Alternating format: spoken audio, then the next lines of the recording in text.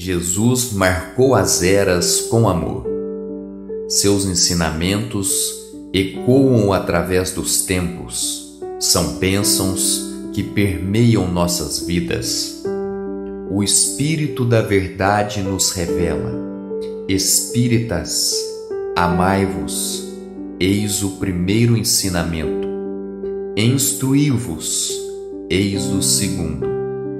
Amar e aprender são os alicerces essenciais para a nossa evolução espiritual.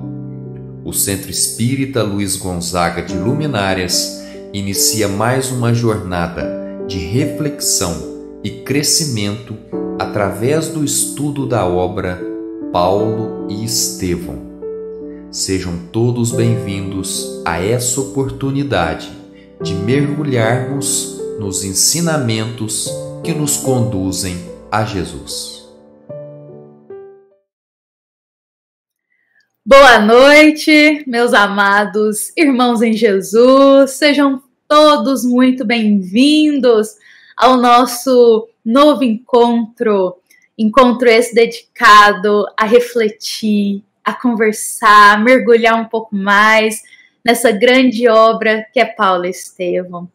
Hoje nós estamos aqui, não estou sozinha, nós estamos aqui com dois grandes espíritos para nos ajudar também nessa caminhada. Estamos com o nosso querido Jorgito, que é assim que ele gosta de ser chamado, nosso querido Jorge Elahá, um grande exemplo para todos nós dentro da doutrina espírita, que nos inspira a todos nós, jovens, adultos, a todos, a dedicar como ele dentro da doutrina, a buscar cada dia ser melhor.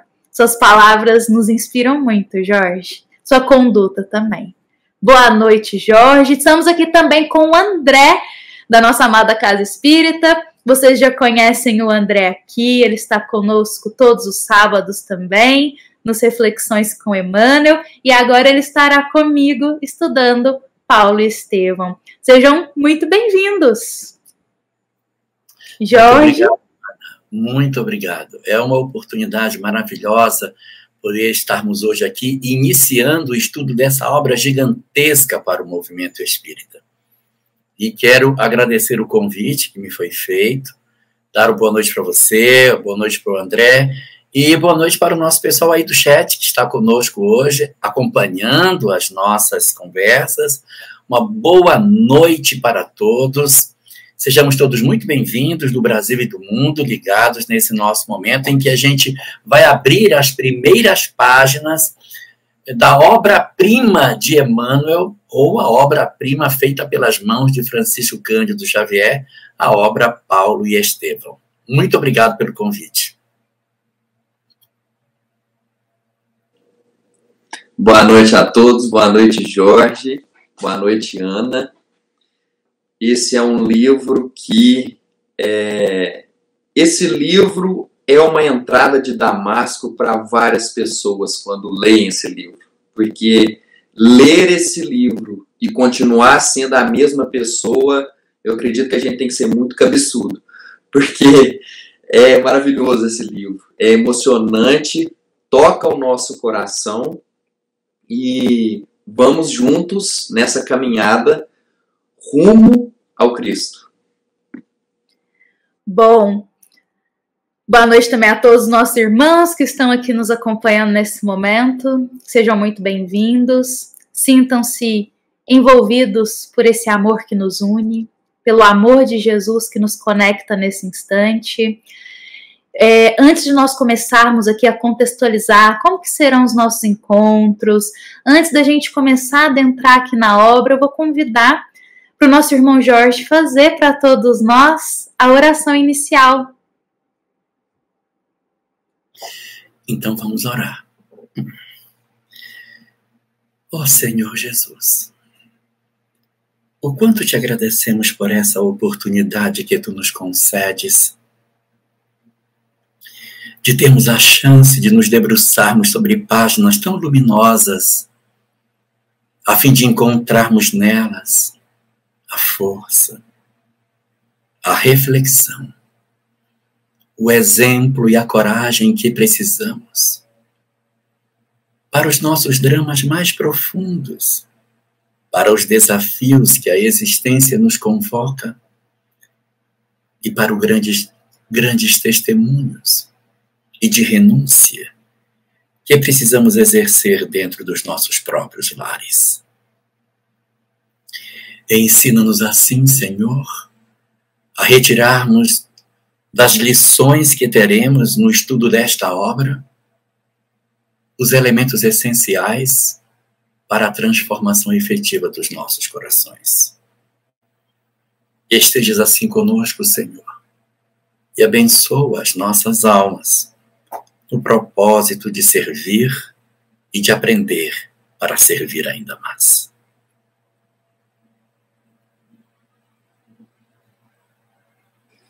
Que assim seja. Muito obrigada, Jorge.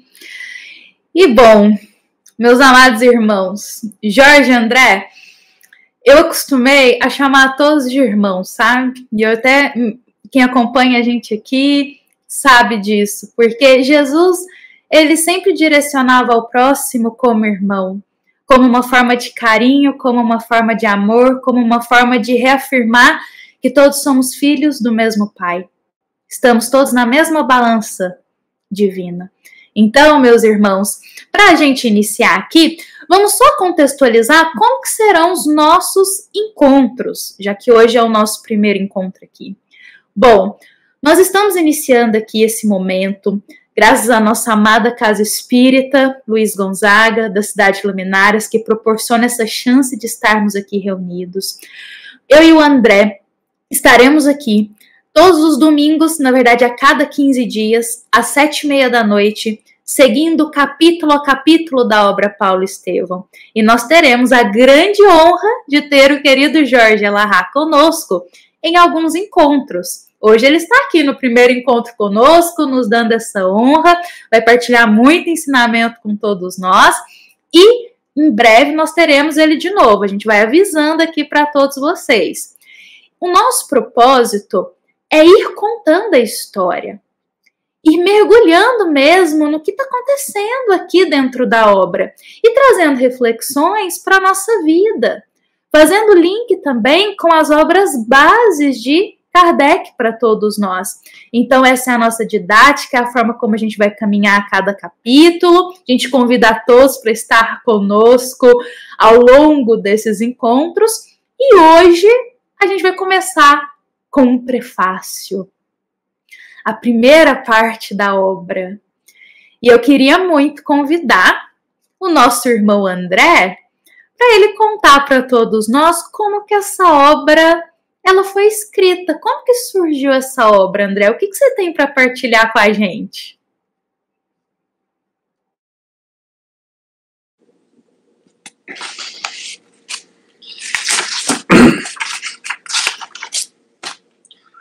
Bom, Paulo Estevão é uma obra que Emmanuel já coloca no seu prefácio a orientação a respeito desse romance.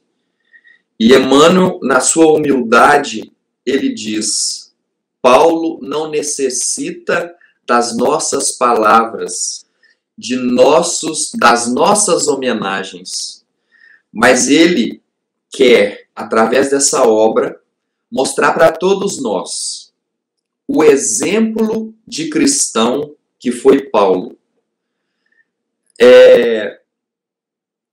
Paulo foi, por muito tempo, um coração muito endurecido, mas endurecido porque ainda não conhecia Jesus. Então, o que ele conhecia, ele se dedicava e tinha muito empenho no que ele fazia, que era em defender as leis de Moisés. Então, ele, nesse quesito, ele era impecável.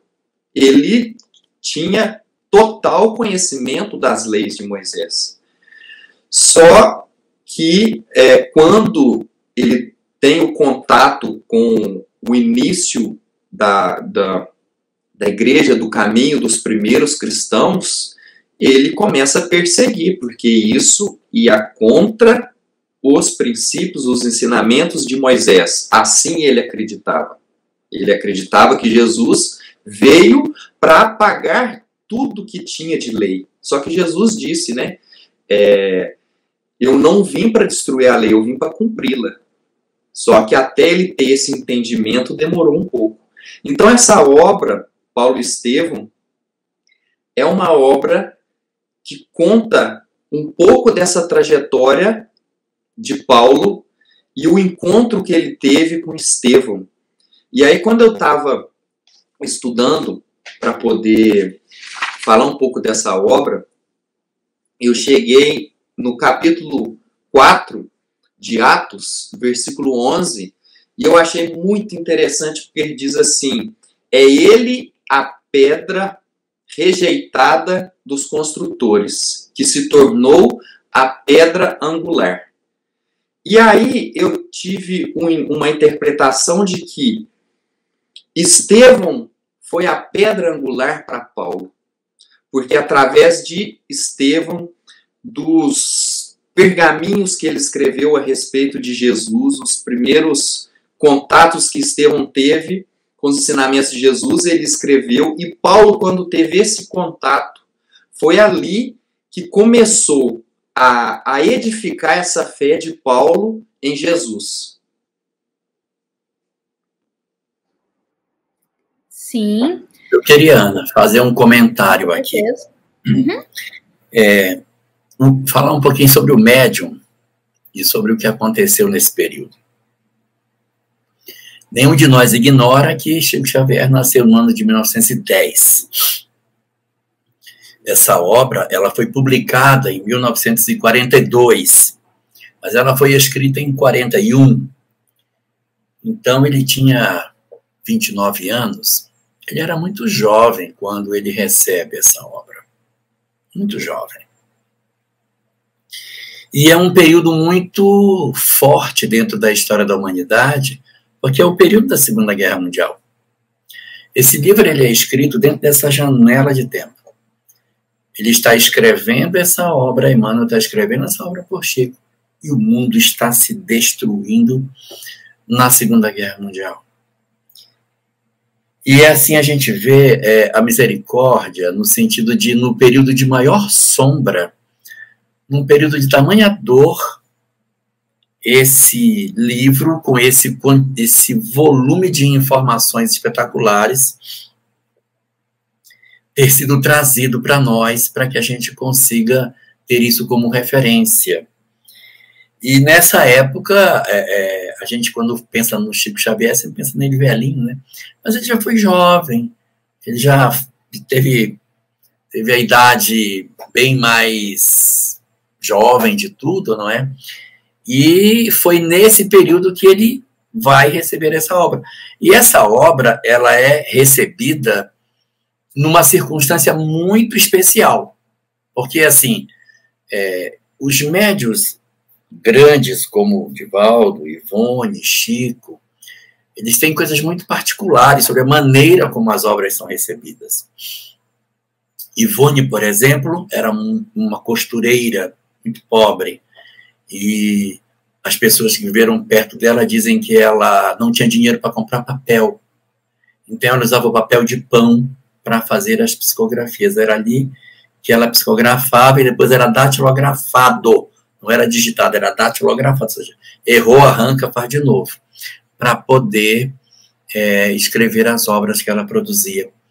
E Dona Ivone, diferente de Chico, ela só foi começar a fazer assim, obras efetivamente, publicar as obras dela com 55 anos. Antes ela só produzia e ficava tudo guardado. Ela não produzia. A primeira obra dela vai ser Memória de um Suicida, com 55 anos, embora a obra tenha sido recebida há muito tempo antes, 1926 a 1930, foi o período em que essa obra chegou. Já Chico é diferente, ele começa a receber as obras ainda muito novinho, com 22 anos, ele já começa a ter assim, uma grande visibilidade dentro do movimento espírita, com o lançamento de Parnaso de Além Túmulo, e isso em 32, e aí começa uma série de obras, e 10 anos depois de ter lançado o Parnaso, sai o Paulo e Estevão. E essa obra, não foi recebida dentro de pompas, não teve condições especialíssimas para receber, ela teve algumas singularidades muito particulares. E aí eu queria que o André falasse para a gente dessas particularidades em que essa obra foi trazida. Como é que ela foi feita? Em que ambiente? Qual era o centro espírita aonde ela foi recebida? Né? Em que cidade grande que ela foi trazida? Né?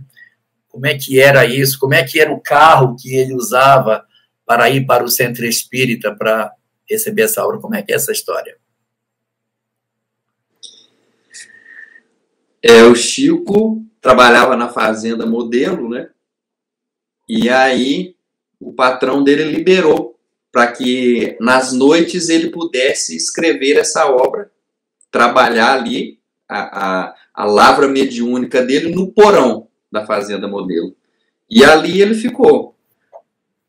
Então ele ficou na fazenda, ele produziu na fazenda essa obra. Na fazenda Modelo, que era onde ele trabalhava, né? No porão da fazenda.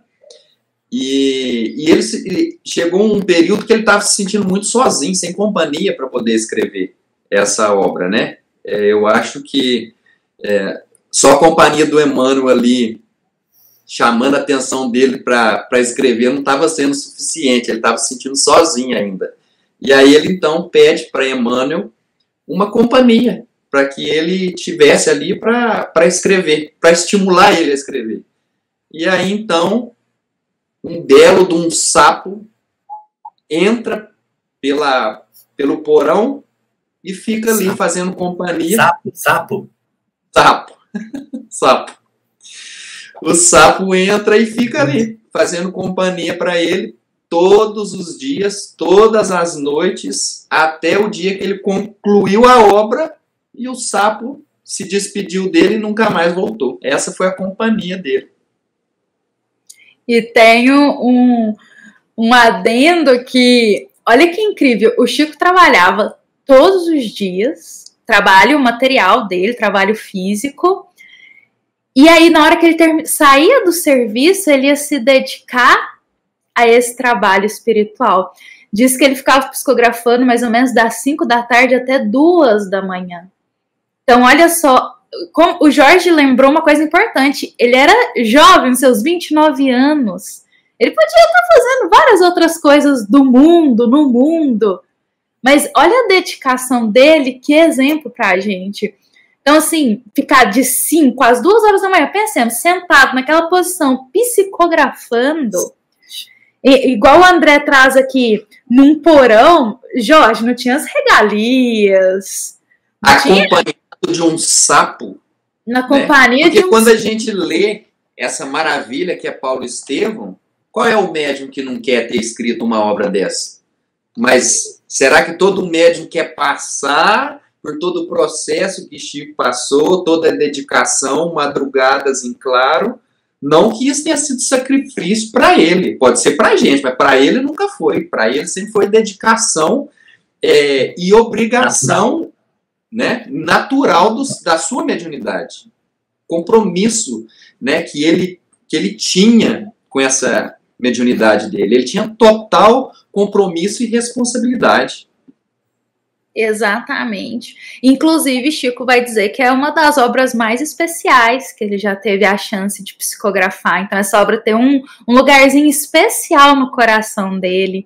E também é nos contado que ele teve a chance de ver algumas cenas que ele ia psicografando. Imagina que incrível isso!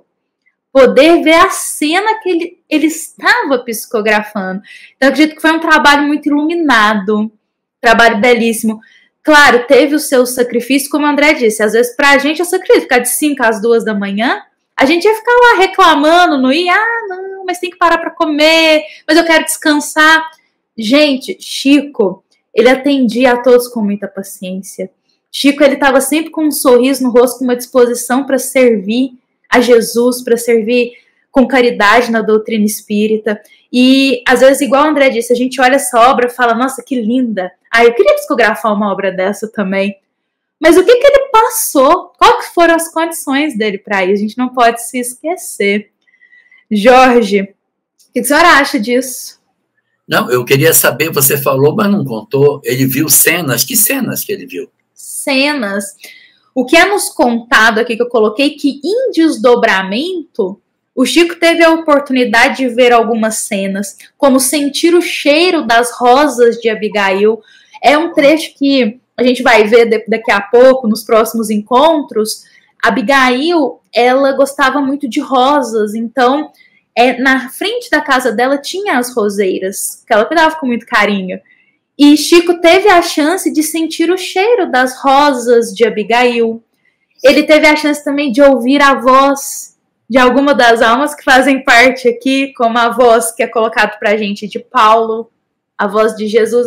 Eu não sei nem o que eu sentiria se eu tivesse a chance disso. Mas olha que emoção. Então, por esse cenário, esse contexto, nós compreendemos como essa obra foi, assim, iluminada e como é carregada de emoção e detalhes para todos nós. Porque isso é uma coisa interessante. No prefácio, Emmanuel coloca que, olha, inclusive, ele também, como diz Jorge Lahar, viu a conversão, o momento da estrada de Damasco, de Paulo. Então, imagina essa cena. Se quando nós lemos, a gente já chora de emoção, imagina ver a cena. Esses dias, aliás, eu vi um comentário que dizia que ler Paulo e Estevão retira todas as lágrimas que a gente tem na alma. Ou obra que faz a gente chorar. E é verdade. Mas, como, retornando aqui, lá no prefácio, Emmanuel coloca pra gente que já existem muitos. Antes de você falar do prefácio, eu queria só fazer um comentário. Essa passagem da conversão de Paulo na entrada de Damasco, que está presente no Atos dos Apóstolos, no capítulo 9, ela é muito emocionante, ela é muito conhecida, o diálogo de Jesus com Paulo, é aquela coisa forte, quando você lê, você se emociona. Mas quando eu tenho a oportunidade de ler, eu já tive a chance de fazer isso algumas vezes, não é essa a cena que mais me comove. Não é. A cena que mais me comove na obra é uma coisa assim, que passa quase que despercebido. É lá no final da obra, quando Paulo está indo para Jerusalém, ele para na cidade de Éfeso, e quando o barco está parado, esperando, o pessoal de Éfeso vem para falar com ele, quando ele olha, lá vem descendo João Evangelista segurando pelo braço Maria de Nazaré. Ela vai ao porto para se despedir do homem que se tornou o maior divulgador da mensagem de seu filho. A cena descrita de Maria indo ao encontro de Paulo no navio, nossa, é a cena que mais me comove dentro da obra. Você vê, né? Cada um tem uma emoção diferente. Por exemplo, tem muita gente que no livro Há 2000 anos se comove no encontro de Jesus com Públio. Outros se comovem no martírio de Lívia. A cena que mais me comove no livro é o diálogo final entre Lívia e Calpurnia, em que ela diz para a outra: me perdoe, minha amiga, porque eu poderia ter aliviado 11 anos do seu sofrimento. É isso aí. Jorge, o que você acha de um espírito que passou pelo encontro com Jesus e negou esse encontro para ter milênios de sofrimento, escreveu o prefácio dessa obra de alguém que no mesmo instante que teve o contato com Jesus, ali percebeu: esse é o Messias que eu tanto busquei, que eu tanto esperei? É uma coisa espetacular, né? Assim, a capacidade de de mudança. E aqui a gente tem dois personagens que encontraram com ele há 2 mil anos. Você tem o Emmanuel, o Públio, e você tem Paulo. Cada um com uma ação diferente. Um que sofre um impacto muito profundo e faz uma mudança inimaginável de vida, inimaginável, que é a figura de Paulo. E a figura de Públio, que encontra Jesus de maneira até mais física, tem um impacto muito mais físico, sente, olha nos olhos dele, percebe a figura física dele e não promove a mudança que deveria promover. E assim, falando um pouquinho do autor da obra, né, Emmanuel, as pessoas definem muito Emmanuel como um espírito endurecido, porque ele era muito endurecido e tal. Mas ele não era tão endurecido. Porque se ele fosse endurecido, ele não tinha chorado quando encontrou Jesus, não tinha caído de joelhos. Então ele já tinha ali dentro alguns pontos de fragilidade. Endurecidos são os crucificadores, né? Endurecidos são Herodes, endurecido, os sacerdotes. Então, o que acontece com Saulo de Tarso é uma coisa muito forte, porque ele vem de uma trajetória profundamente diferente e, nesse encontro, ele consegue promover uma guinada muito violenta na sua história de vida. E isso é a grande marca da obra, é essa deflexão que Paulo consegue fazer numa única existência, terminando num ambiente espiritual completamente diferente daquele que ele iniciou a jornada. Então, isso aí é a grande lição, grande emoção da obra está exatamente aí. Então, realmente é uma mudança muito grande. Exatamente. E vocês estão lembrando aí do Há 2 mil anos? No Há 2 mil anos, o Emmanuel ele faz primeira parte e segunda parte da obra, na divisão dos capítulos.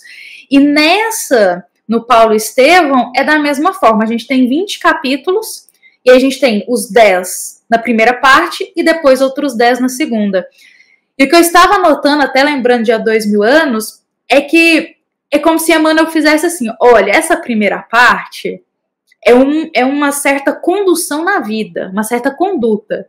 Na segunda parte, é a divisão, como se fosse antes de Cristo, depois de Cristo. Aí eu fiquei pensando, aí a segunda parte é como se fosse esse depois de Cristo. E agora, como que a vida caminha, como que tudo que acontece interiormente, as mudanças, após o abrir-se para Jesus. O Cristo, ele dividiu eras no mundo. Ele dividiu as eras. E eu acredito que quando o nosso coração também se abre para ele, a gente também, como Paulo, renasce, a gente divide. Então, a obra ela é separada dessa forma. Não sei se é essa a justificativa. Isso aqui é uma opinião pessoal minha de uma leitora que viu essa diferença, a primeira parte e a segunda parte, como se minha vida antes de Jesus e agora minha vida com o Cristo. Bom, agora eu vou puxar uma coisa aqui para a gente no prefácio, porque eu queria muito que a gente pudesse partilhar aqui que Emmanuel, ele tem muito cuidado, eu senti isso na escrita desse prefácio. Eu estava pensando que quando a gente lê outros prefácios que Emmanuel coloca em outras obras, ele sempre traz uma mensagem de esperança ali, como que vai ser o caminhar dessa obra, o que a gente pode aguardar. Mas nesse prefácio, eu não sei se vocês também sentiram isso, Emmanuel teve muito cuidado em até pontuar o que a gente não vai enxergar nessa obra. Ele vai colocar o que está ali, qual foi o objetivo dele de partilhar essa obra conosco, essa história com a gente. Porque ele afirma que, olha, já existem diversas obras aí no mundo, estudos para falar de Paulo. Paulo se tornou uma referência dentro do cristianismo.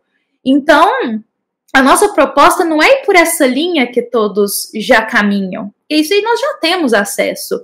Mas é trazer para todos nós uma visão que antes a gente não tinha, detalhes que a gente não conhecia da vida de Paulo e também trazer sobre Estevão. André, você quer comentar algo conosco? Eu queria fazer uma pergunta para o Jorge aqui, porque no prefácio o Emmanuel escreve: sem Estevão não teríamos Paulo de Tarso. E aí eu queria que ele me respondesse, então por que esse livro não se chama Estevão e Paulo? Porque do ponto de vista da história do cristianismo, eu olhando a história do cristianismo, vista pelo ângulo daqueles que acompanham o Novo Testamento, a figura de Estevão, ela é um coadjuvante dentro da história do chamado no livro de Atos. Estevão é apontado muitas vezes como o primeiro mártir do cristianismo. Então, assim, os méritos que a cristandade, de maneira geral, reverencia Estevão são os poucos versículos no capítulo 7, onde aparece alguma coisinha sobre Estevão, né, ele sendo preso, o discurso dele no Sinédrio. Mas ele desaparece da história. Por quê? Porque para o conceito da teologia clássica cristã, Estevão foi sacrificado, viu o céu se abrindo e desapareceu da história. Quando Emmanuel vai oferecer quem é Estevão, quem é Paulo, então, na verdade, Paulo tem uma magnitude muito maior nesse sentido, pelo fato de ser apontado como o grande divulgador da mensagem cristã. Então, acaba ficando o livro Paulo e Estevão, porque pela ótica material seria isso. Depois da obra lida, a gente poderia dizer, poxa, agora que eu li, eu poderia dizer Estevão e Paulo. Mas enquanto a gente não tinha essa visão, teria que ser Paulo e Estevão. Que poderia ser até Estevão, Abigail e Paulo, né? Inclusive, como que Paulo, ele é uma referência para todos nós, cristãos, espíritas, porque Paulo reflete a nossa realidade, no sentido de certas condutas, às vezes que a gente faz achando que está certo, e às vezes está num caminho desviado, certas condutas que a gente acha que é isso mesmo que eu tenho que fazer, mas está nos afastando de Deus. Então, Paulo, ele se torna um retrato de nós. E talvez tanto tempo numa estrada desviada e aquela depois boa vontade em mudar, em fazer melhor, em ser melhor, agora com Jesus.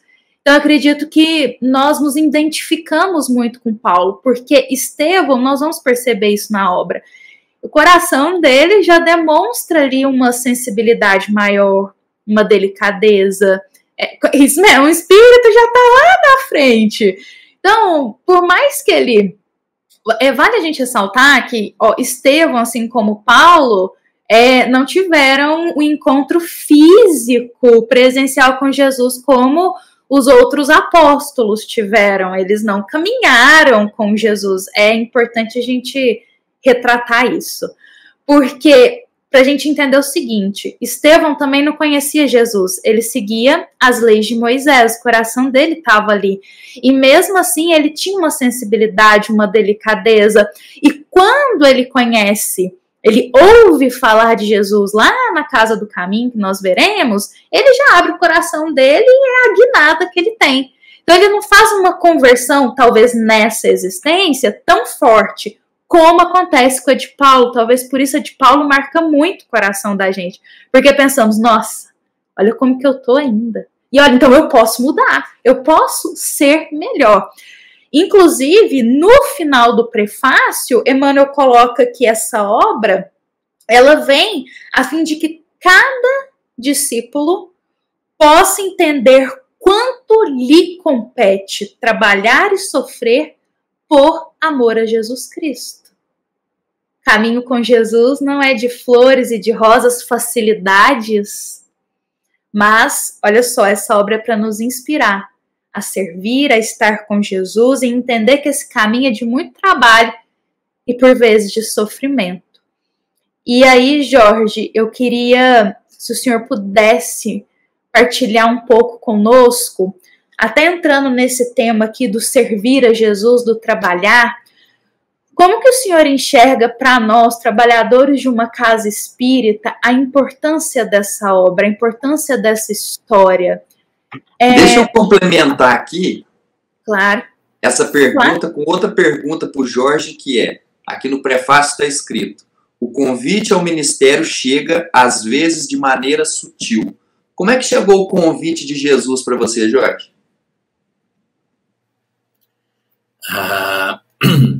Pode parecer até brincadeira, né? Mas quando eu tinha meus 16 anos, o meu pai me disse que, para complementar a leitura do Evangelho que eu estava fazendo, já tinha me dado várias obras orientais para ler. Aí me deu o Evangelho e disse assim, agora você vai estudar o Atos dos Apóstolos.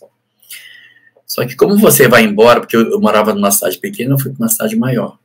Você vai para uma cidade maior, você vai procurar lá um livro que os espíritas têm chamado Paulo e Estevão. Você vai ler o Atos dos Apóstolos e vai ler o Paulo e Estevão. Eu não era espírita. Então, meu pai me recomendou que eu procurasse para ler. Então, quando eu fui a primeira vez no centro espírita, eu lembrei do que meu pai tinha dito. Gente, meu pai falou que eu leio um livro, acho que esses caras devem ter. Vocês têm um livro chamado Paulo e Estevão? Sim, nós temos. Aí eu nem esperava que eles me emprestassem, porque era a primeira vez que eu estava indo lá. E eu recebi um livro emprestado. Aquilo mexeu tanto, porque eu era muito pobre. E uma pessoa que eu nem conhecia me entregar um livro assim para eu ler, era uma confiança absurda. Eu nem imaginava que alguém pudesse confiar um livro para uma pessoa que não conhecesse. E eu levei o livro para casa. Então, a primeira obra que eu li foi Paulo e Estevão.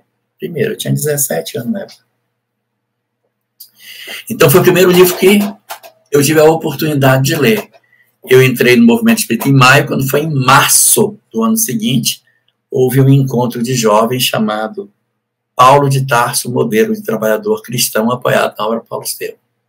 Aí, as coisas que eu não tinha entendido, porque era a minha primeira leitura, eu me apropriei nesse encontro que a gente mergulhou na obra para estudar os detalhes que ela tinha.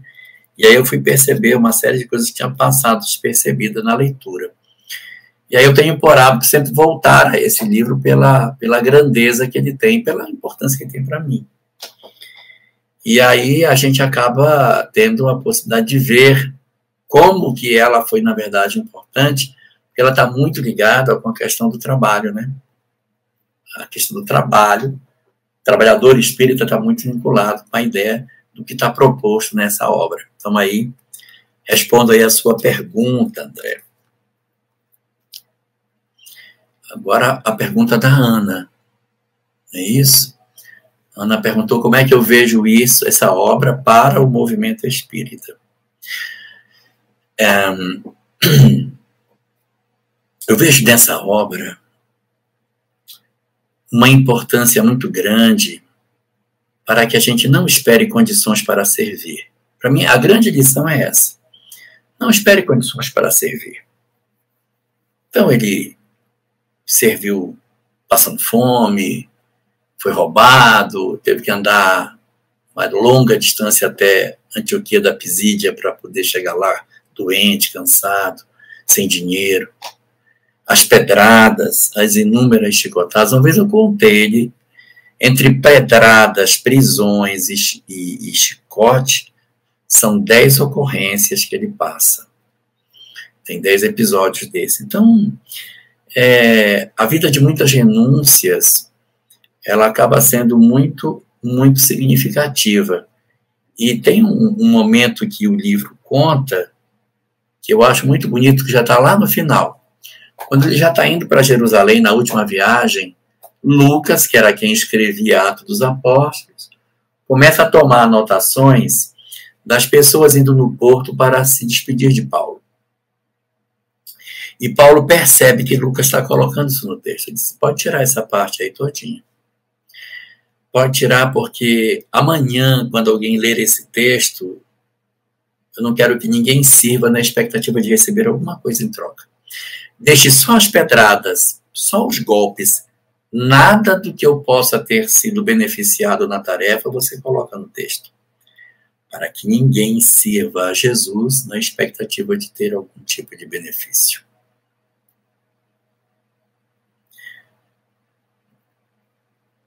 Jorge, quando você traz isso, primeiro que incrível ser essa obra. Não é? Inspiração do seu pai, olha só, te conduzir a ler esta obra, Jorge. Primeiro contato com Paulo Estevão na Casa Espírita. Olha, Jorge, é só ter um lugar especial no seu coração, né? Mas olha só, essa conexão que o senhor faz é muito importante com o movimento espírita, que nos lembra muito até aquela passagem do Evangelho segundo o Espiritismo, lá do capítulo 17, que vem nos falar sobre o bom espírita, sobre o ser espírita, que vai muito além das questões das manifestações mediúnicas, das questões do fenômeno, mas que está muito conectado com a questão moral e que muitas vezes a gente deixa de lado essa questão. Às vezes a gente está focado só num, deixa o outro, aí depois foca só no outro e acha que já tem que deixar o outro lado, mas o bom espírito é aquele que está em constante movimento e que todos os dias busca se melhorar. Não é o que já é perfeito, aquele que já leu todas as obras, que sabe tudo de cor, que recita tudo de cor, mas aquele que todos os dias está com o coração aberto a acolher os ensinos que nós temos e a ser um pouco melhor. E aí eu penso nisso, que nesse caminho de ser um pouco melhor todo dia, como um bom espírita, que é o mesmo que ser um bom cristão, eu penso o seguinte, que nós não podemos esperar facilidades, caminho fácil para servir. A gente começou hoje aqui o nosso encontro citando as condições que Chico psicografou essa obra. Não foi uma condição de facilidade, não foi uma condição de regalias, mas foi uma condição que ele estava ali para fazer o melhor dele. Então nós, dentro do movimento espírita, como trabalhadores de uma casa espírita, também temos que compreender que os caminhos não são de facilidades, porque às vezes surge uma dificuldade ou outra, a gente pensa em desistir, já quer abandonar o serviço. Pensa se Chico tivesse abandonado o serviço com aquelas primeiras críticas lá com Parnaso de Além Túmulo, a gente não teria todas essas outras obras. Então eu penso na nossa caminhada, a gente nem como se comparar a Chico, mas na nossa pequenez, que a gente também tem algo a cumprir dentro da casa espírita que a gente faz parte, no movimento espírita, e até outros irmãos de outras religiões que estão aqui, no templo religioso que for, ou dentro de casa, enfim, a gente sempre tem algo para cumprir, para servir, e que nem sempre, quase nunca, vai ser um caminho de facilidades. E Paulo Estevão retrata isso muito bem para nós, essa realidade. Emmanuel tem uma frase muito bonita quando ele fala assim: imagina o que seria de nós se Jesus tivesse desistido da humanidade, né? Porque a competência de Jesus, o tamanho da tarefa de Jesus e o tamanho do sofrimento que ele passou é condizente. Nós, na pequena tarefa nossa, se a gente desiste, a gente deixa de ajudar algumas pessoas do nosso convívio, né? Então, nós temos que ter uma percepção de que se Deus acredita que a gente consegue cumprir essa pequena tarefa que nos cabe, é porque a gente dá conta. Mesmo com dor, sim, mesmo chorando, a gente consegue enxugar lágrima, né? O trabalho do cristão é enxugar lágrima chorando. Mas a bênção, a dádiva que é você secar uma lágrima de alguém, isso traz muito mais conforto do que a dor que você está sentindo. Inclusive, até puxando um pouco disso, Jorge, eu queria que o senhor pudesse partilhar conosco, até pegando um trecho aqui do prefácio, que Emmanuel coloca, aliás, esse prefácio que Emmanuel vai trazer e ditar para Chico lá em 41, como o Jorge iniciou aqui para nós. Quanto tempo tem isso? E quanto é atual ainda para a gente? Quanto ensinamento ainda tem? E aqui no prefácio, ele fala que, olha, a forma como Paulo recebeu esse chamado, como Jesus apareceu ali para ele, né, o convidando para essa mudança, para um novo rumo em sua vida, Emmanuel coloca que a gente também recebe esses chamados de formas diferentes. Como que o senhor enxerga, talvez, nos dias atuais, seriam esses chamados? Sabe por quê? Muitas vezes nós esperamos coisas muito extraordinárias. Um espírito vai aparecer para mim, e aí ele vai dizer, filha, agora você vai seguir fazendo bem, digamos assim. Porque muitas vezes esse chamado não vem dessa forma, ele vem através da dor, né? Então, como que o senhor enxerga esse chamado hoje em dia? Que às vezes a gente está esperando algo extraordinário. Como será que ele vem, hein, Jorge? Eu vou responder usando um conhecimento do judaísmo, não um conhecimento da doutrina espírita, mas do judaísmo. O judaísmo diz assim, que todos nós nascemos com um propósito. Todo mundo nasce com um objetivo de vida.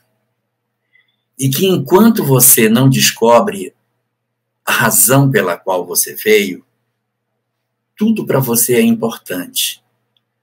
Porque como você não sabe qual é o seu propósito, tudo lhe interessa. Então, eu quero viajar, eu quero conhecer, eu quero fazer mestrado, doutorado, quero isso. Eu quero tudo, porque quando a alma ela é muito inquieta, é um indicativo de que ela ainda não descobriu qual é o propósito dela. E como é que eu sei que eu descobri o meu propósito? Diz a Cabala judaica. É quando a gente descobre a desimportância das outras coisas. Quando as outras coisas se tornam desimportantes, então é porque você achou o seu objetivo de vida.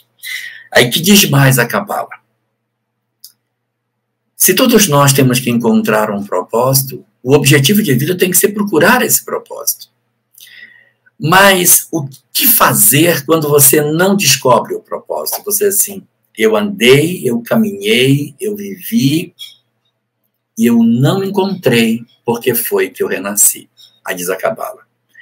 Se você caminhou, andou, buscou, está atrás do seu objetivo de vida e você não encontrou, então você já achou o seu objetivo. O seu objetivo é sua família. Se você não encontrou, senão eu não tenho uma atividade profissional que me chamou, eu não tenho uma atividade religiosa que me chamou, eu não tenho veio artístico, não tenho, eu não sirvo para nada. Então, quando você não descobrir, então a sua tarefa extraordinária é dentro do lar, é dentro de casa. Então, quando você pergunta como é que é esse chamado que as pessoas têm, esse chamado pode ser o choro de um bebê. Esse chamado, ele é em cima daquilo que a família nos oportuniza de lição. Quando nós temos uma experiência através da qual a gente percebe que podemos ser úteis às outras pessoas que dividem conosco lá, aí existe um chamado. O chamado existirá sempre, na medida em que a gente colocar os nossos corações para ouvir. Muitos se sentirão chamados pela vida profissional, para exercer um trabalho profissional, uma pesquisa, uma descoberta, uma dedicação, uma relevância no ambiente profissional significativa. Outros no campo religioso, outros, sei lá, no campo da arte, da filosofia, pouco importa. Mas se nenhum desses te chama, te convoca, o chamado de Deus é para dentro do lar. Então, aí as convocações de hoje, elas estão assim. E aí, hoje, a gente, consultando a obra de Joana de Ângeles, né, que a Ana gosta tanto, consultando a obra de Joana de Ângeles, ela diz o seguinte, que todo processo de libertação da criatura exige uma chave. Então tem uma, não são duas, ó, é só uma. Tem uma chave que é a chave da libertação do sofrimento. A chave se chama conhecimento espiritual. É impossível eu me iluminar sem saber que eu sou um espírito imortal. Se eu achar que eu sou um espírito que não é imortal, que eu vou morrer, que a vida é só isso, que eu nasci para sofrer, cara, não tem como você ter uma perspectiva de felicidade, não tem como você ter uma revisão dos seus conceitos de maneira efetiva, não tem como. Se você caminha na direção de enxergar a vida como matéria, você não tem como se iluminar, você não tem como dizer assim, não, mas eu consigo enxergar minha família diferente, não consigo ver minha mãe de forma diferente, não consigo ver meu filho de maneira diferente. Eu só vou conseguir ressignificar a vida, a família, o meu corpo, eu só vou conseguir ressignificar todas as coisas na medida que eu descobrir o que eu sou verdadeiramente.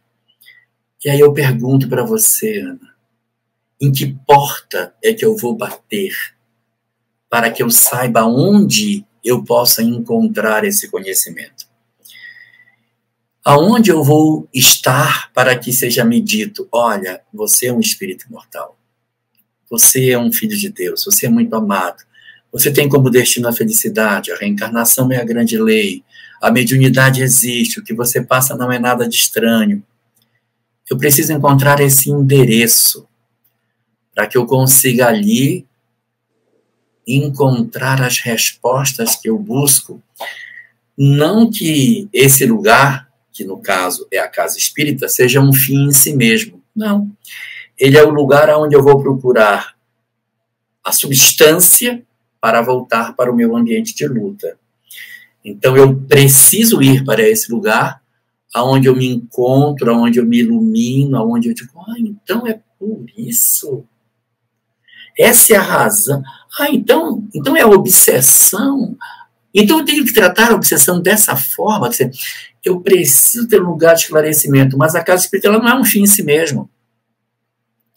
Eu vou lá como o sangue que entra no pulmão com um objetivo, se oxigenar. Mas o papel do pulmão não é guardar as hemácias. Elas entram, se oxigenam e depois elas vão para o corpo, elas vão para o mundo, para levar o oxigênio e depois voltar para um novo abastecimento. Se o sangue não volta para o pulmão e não se reoxigena, ele se torna venoso, torna-se venenoso, ele se torna um sangue cheio de gás carbônico, ele vai envenenar o corpo. Ele precisa voltar ao pulmão. Então, o pulmão das nossas vidas é a casa espírita, onde a gente vai lá, entendi, vou de novo. E o campo de luta é fora de lá. Então, a gente precisa desse lugar para poder viver em plenitude aquilo que a gente aprende lá dentro. Jorge, que aula! Professor Jorge, que aula nós tivemos aí agora. Mas, pegando isso que o senhor está dizendo, é muito bonito e é muito importante, porque o senhor disse, cada um de nós vai ter, às vezes, um campo para exercer o nosso dever. Às vezes, de um compromisso que a gente selou antes de reencarnar. Alguns serão, claro que a família inicia o nosso primeiro dever. Mas, muitas vezes, vai ser num movimento religioso, outros vai ser com algum propósito voltado a alguma caridade material, em algum... Mas você vai sentir o chamado. Você vai sentir esse chamado. Eu me lembro muito que até Leon Denis firmes para nós em uma de suas obras, dizendo que antes da gente reencarnar, a gente tem a possibilidade de escolher o nosso campo de atuação, às vezes de dever. Isso não anula os outros. Não quer dizer que eu vou exercer agora aqui no campo religioso e esqueça minha família. Não. Mas quando a gente compreende isso, não nos comparamos. Não ficamos, às vezes, pensando, nossa, lá, eu queria ser um Jorge. Queria estar igual o Jorge. Em 30 cidades num mês diferente, com lives, não sei o quê. Ai, como que eu faço? Mas às vezes o chamado é outro. E um chamado não diminui o outro. Não quer dizer que um está ali falando do evangelho é menor do que o outro que está lá dentro de casa cuidando de alguém que está num leito doente. Não é questão... Claro. Alcione trabalhou só na família. Então não é o tamanho do dever, a visibilidade do dever. É a importância que ele tem. A intensidade. A intensidade. E isso é muito bonito porque levamos a visão de que para estar e viver com Jesus, não precisa ser só dentro do templo religioso, não precisa ser só dentro da casa espírita. A gente vive os deveres com Jesus, a gente vive a nossa caminhada, porque Paulo viveu aqui de uma forma muito bonita, mas a gente vive aonde a gente estiver. É para a gente estar com Cristo. Aonde a gente estiver, a gente pode exercer o nosso dever com Jesus. Eu lembrei de uma história que o Haroldo conta, de quando ele passou no concurso para ser juiz, e aí ele imaginando que ia pegar casos extraordinários, famosos, para poder virar o Batman, né? O defensor da justiça, e aí ele foi mandado para uma cidadezinha pequenininha do interior, tinha só briga de casal, tinha nada, né, para ele resolver. E aí a freira, sabendo que um novo juiz chegou naquela cidade, a freira convida ele para conhecer o convento. E aí ele chega lá com aquela cara de cachorro, caiu no caminhão de mudança, né? Ela olha para ele e diz assim: meu filho, é preciso florescer onde Deus nos plantou. Então é isso, se nesse momento Deus nos plantou no lar, a nossa tarefa é no lar. A partir do momento que o nosso canteiro muda, a gente chega na Centro Espírita, num templo religioso, e aí Deus planta a gente ali, é ali que a gente tem que florescer. Então, eu acho que a nossa vida é assim, nós mudamos os nossos campos, né, de atuação e de influência na vida das pessoas.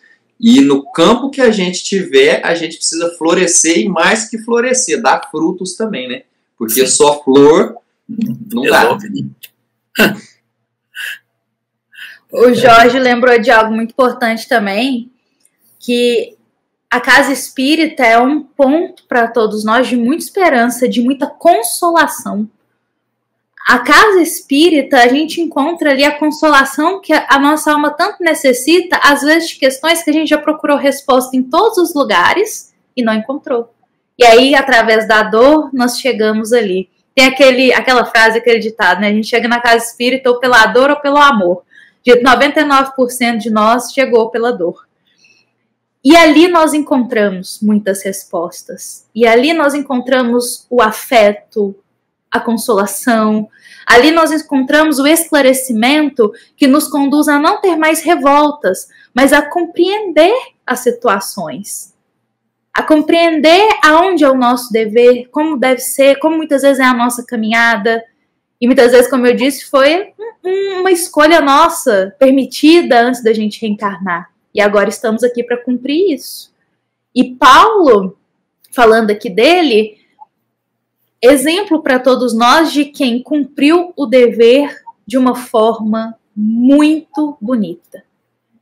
Cumpriu seu compromisso, as tuas tarefas, dedicando cada dia a mais, sem ficar ali estacionário na culpa. Jorge, a gente gosta muito de Joana de Anjos e o quanto ela nos fala que a culpa é um lugar perigoso. A culpa é um lugar que nos estagna. Então, Paulo ele não fica lá ruminando, o que eu fiz, o que eu deixei de fazer, lá do passado, enquanto ele era Saulo. Complementa, Jorge. Paulo, Pedro, Judas. Três exemplos de culpa, né? 3 exemplos. Paulo, Judas parou na culpa, não aguentou a culpa que corroeu, suicidou. Olha como que a culpa é perigosa. Pedro, naquela culpa, teve, depois de tudo que aconteceu, Jesus aparece para ele: Pedro, tu me amas, Pedro? Ergue a cabeça agora, então vai, apacenta as minhas ovelhas, segue. Esquece o que aconteceu, segue. E Paulo a mesma coisa. Quando Saulo, olha toda a conduta. Se ele estaciona na culpa, ele não cria o caminho, não faz o caminho que ele delineou. Então, a culpa, ela nos estagna. Joana de Ângeles fala muito disso. A questão é o arrepender-se. A gente arrepende e a gente está disposto a mudar, a aprender, a fazer diferente. Então, Paulo é esse exemplo para todos nós, também nos relembrando das nossas condutas. Às vezes nos achamos pequenos demais para estar no movimento espírita, por exemplo, ou para estar trabalhando numa casa espírita, ou para estar com Jesus. Sou pequeno ao tanto que eu errei, olha como que era a minha conduta. Mas a casa espírita, Jesus está com os braços abertos sempre para todos nós. Eu queria destacar aqui alguns comentários de algumas pessoas ligadas ao movimento espírita e que fizeram algumas observações sobre a obra. Então, nós temos uma pessoa aqui muito ligada ao Chico, teve a história da perda de filho, procurou pelo Chico, inclusive ela é personagem da obra Mães de Chico, que é Célia Diniz. Então ela diz exatamente aquilo que o André estava falando para nós, que o Chico trabalhou nesse local, nessa fazenda modelo, produzindo essa obra, e foram 9 meses. 9 meses, todos os dias que ele ficou trabalhando para produzir essa obra. E ela fala, não são palavras diretas do Chico, mas ela diz que o Chico dizia que livros com o cabedal de informações como Paulo e Estevão vêm à Terra a cada 1000 anos. Então é uma obra assim que... Porque ela tem muito detalhe, ela tem muitas lições. A cada página você pode tirar aquilo, vamos estudar isso aqui. Isso aqui, vamos estudar isso aqui. Cada momento da obra, ele daria para fazer um estudo bastante volumoso. Herculano Pires, tratando sobre essa mesma obra, ele diz o seguinte, que de todas as obras que Chico teria recebido, Paulo Estevão é a obra-prima da sua mediunidade. E é interessante ele destacar isso, porque ele diz assim, os espíritos escolheram um romance para ser a obra-prima, e não uma outra obra, porque poderia não ser romance, poderia ser uma outra obra que não romance. Houve, no final do século passado, uma eleição para saber quais eram as 10 obras mais importantes do século XX. E o pessoal votou no movimento espírita e escolheram essas 10. Dessas 10, uma, século XX, uma é de um francês, Leon Denis. Qual é a obra? O Problema do Ser, do Destino e da Dor. Essa seria. Uma é de uma mulher brasileira, Ivone do Amaral Pereira. Qual é a obra? Memória de um Suicida.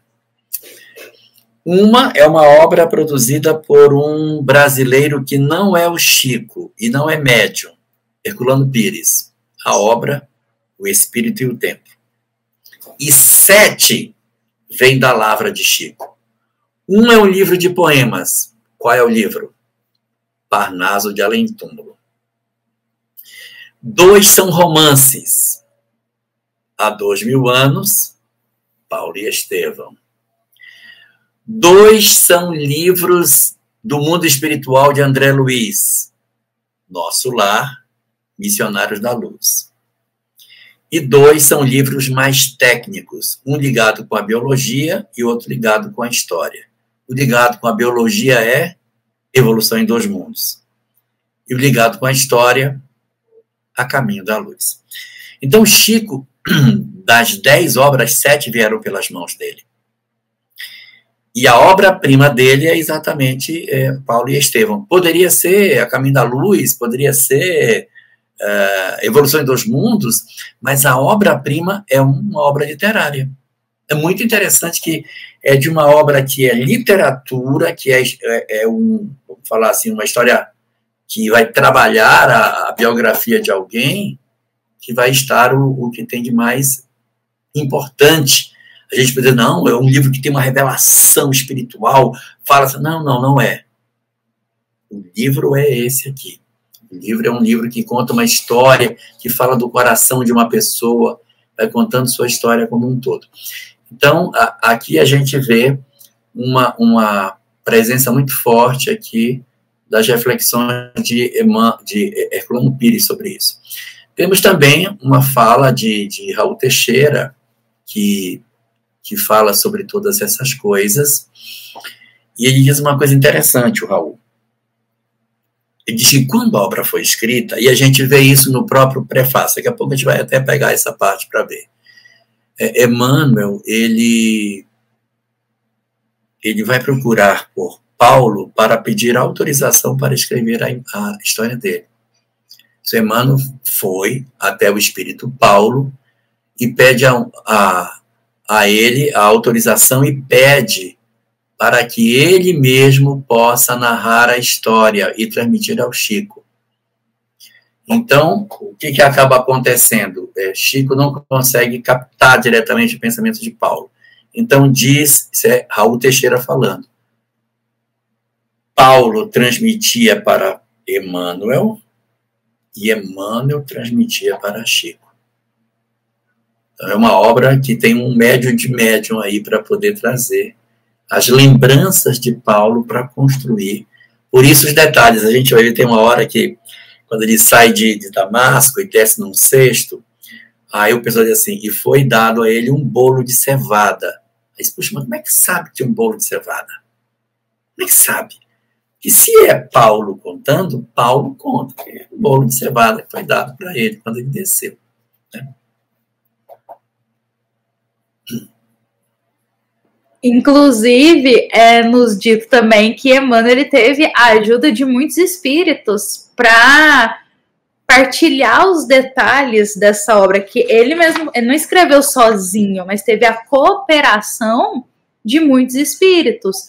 Também é nos dito que quando terminou a psicografia, Chico terminou, ele teve a oportunidade de alguns espíritos estarem ali agradecendo ele por esse trabalho, por essa dedicação, por esses meses que ele esteve ali se doando a trazer essa história para todos nós. Como o Jorge disse, um livro desse que vem de tempos em tempos, então vejamos só a grandiosidade dessa obra.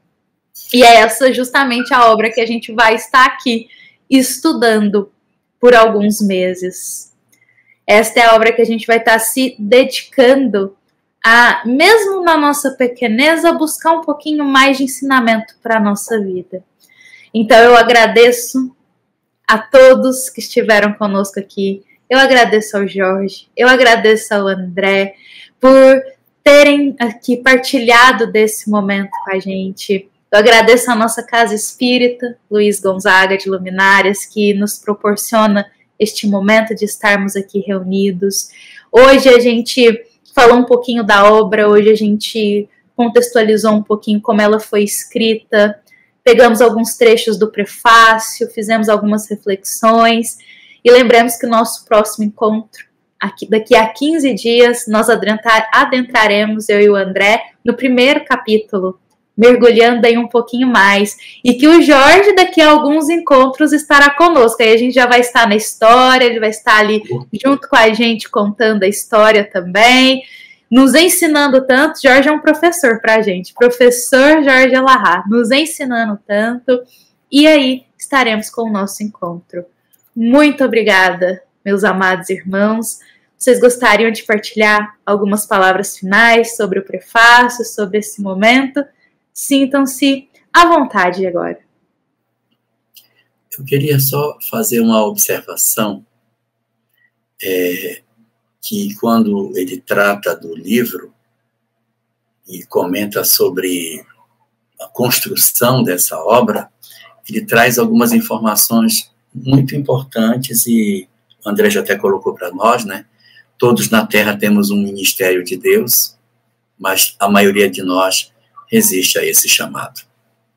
Então, que a gente observe de maneira bastante efetiva como é que a vida está nos chamando e a gente não deixa as oportunidades passar.